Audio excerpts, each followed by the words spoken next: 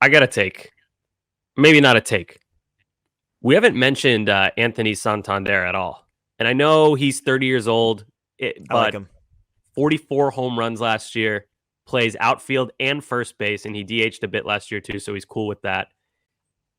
He's going to cost a ton, and you're probably going to have to eat some ugly seasons towards the end. But a guy like him, like his style of play, I feel like can translate for at least another 4 or 5 seasons. He's a switch hitter, better against righties, but he still hits lefties fairly well, about right under 800 OPS wise, and he slugs like crazy against them, almost 500. So maybe if the Red Sox want to get a little creative and maybe you're trading for a pitcher and your big signing is Santander. What is Santander, whatever the fuck. I think it's Santander.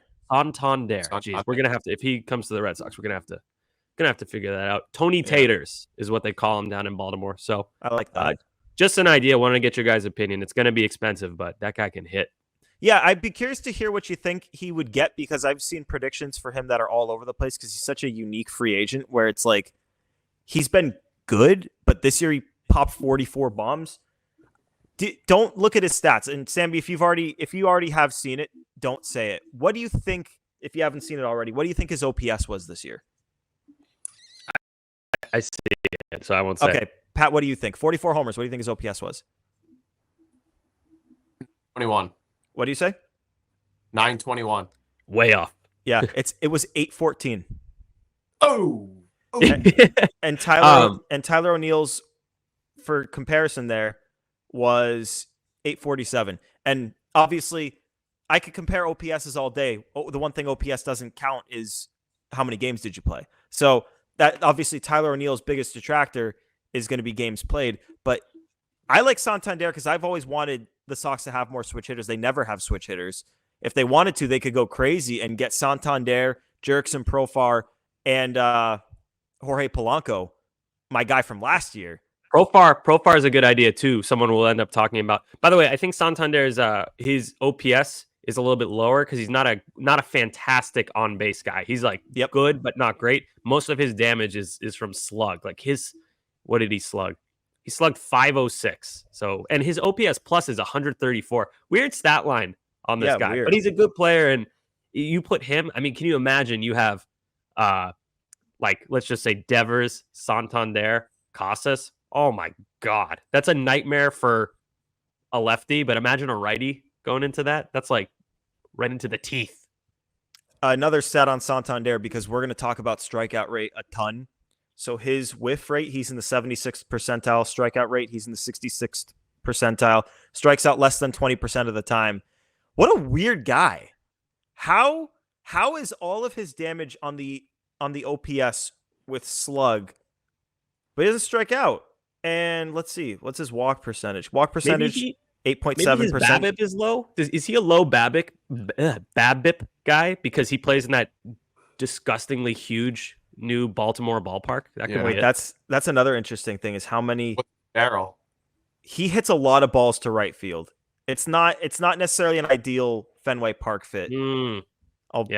Let's see if I can hold this up for you guys to see that. It looks, it's right field. Okay. Yeah, no, I mean, I like the guy, his on base probably goes up in Boston. But I don't know if he hits 44 home runs just with how much he pulls it. What do you think the deal he gets is going to be? How much money do you think he gets? I got no clue, man. That's such crazy. A tough one. I don't know. Let's say how many years do we think he's getting? I think he'll get 5 or 6. How old is he? Just turned 30 2 weeks ago. Gotta give him 5. He'll get at least 5. Yeah, he'll get 5. I'm going to go with 5 years at $96 million. Ooh, I don't know. Right under 100? Yeah, I don't know. It's tough. It's a work in progress, but I'm trying to predict how much each free agent is going to get and where they're going to go so I can go back and see how I did. Mm-hmm. And I just got stuck on him because I legitimately could see him getting anywhere between 70 and 140.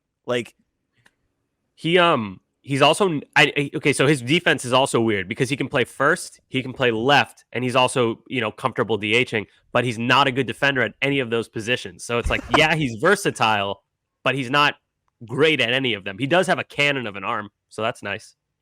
He could do like with the Red Sox specifically.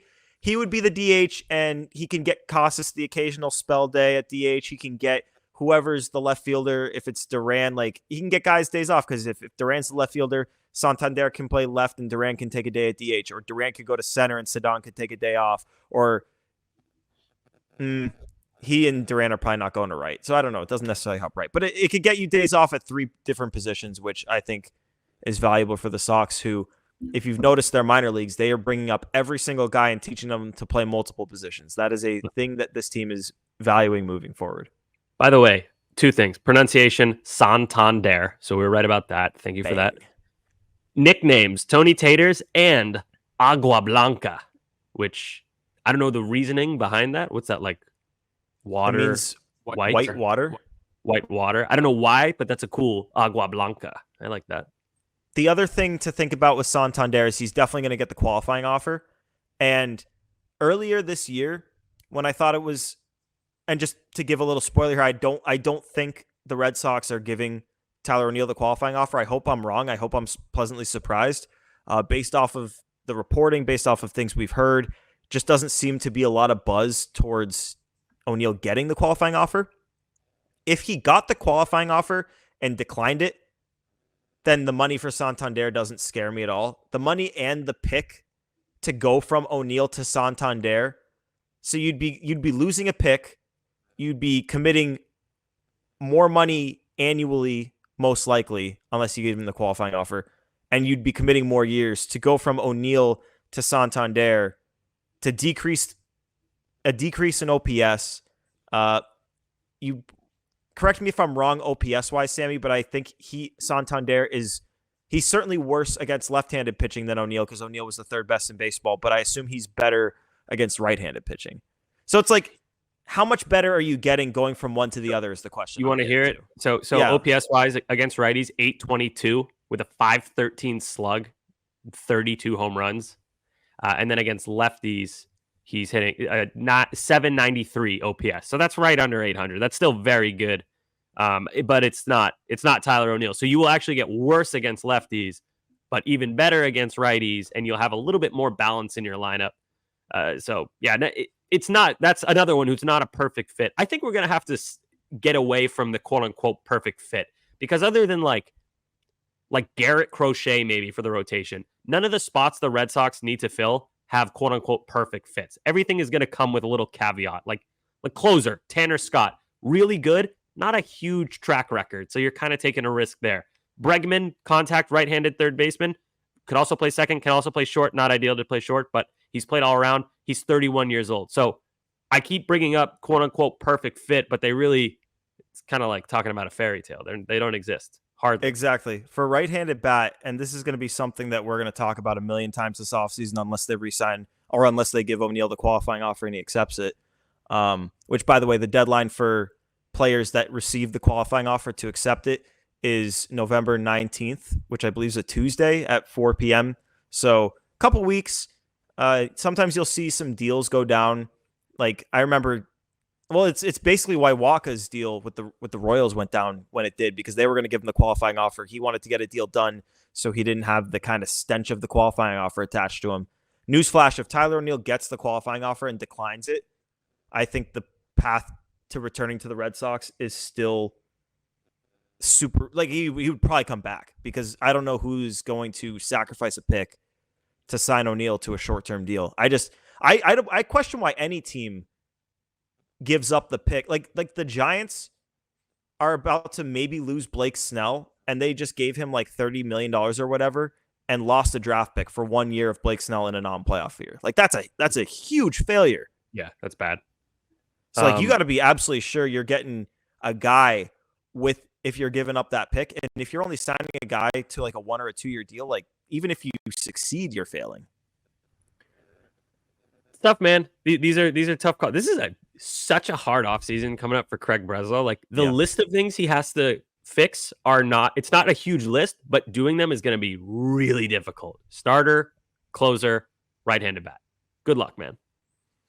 Yeah, the bullpen thing, and we're not going to get too deep into that this episode, but it'll be interesting to see. I still think Justin Slayton should be Like, even if they went and got Tanner Scott, which I've said it a million times, he's the first reliever I've actually advocated to see my favorite team pay legitimate money for. But even if they did get him, I wouldn't want him to be the closer. Like, I would want him to be the high leverage lefty, and you find a righty to be a consistent closer and maybe be open to throwing Tanner Scott in those innings. Like, it'd be weird. I mean, you kind of have to, because you have to pay him as a closer. You can't get Tanner Scott if you're paying him as like Chris Martin, who's a great pitcher, but he's a setup man. You got to pay him closer money. So, like, I don't know. It's a conversation for another day. But yeah, it's big takeaway. Good luck, Craig Breslow. This is going to be very difficult. We all have full confidence in you.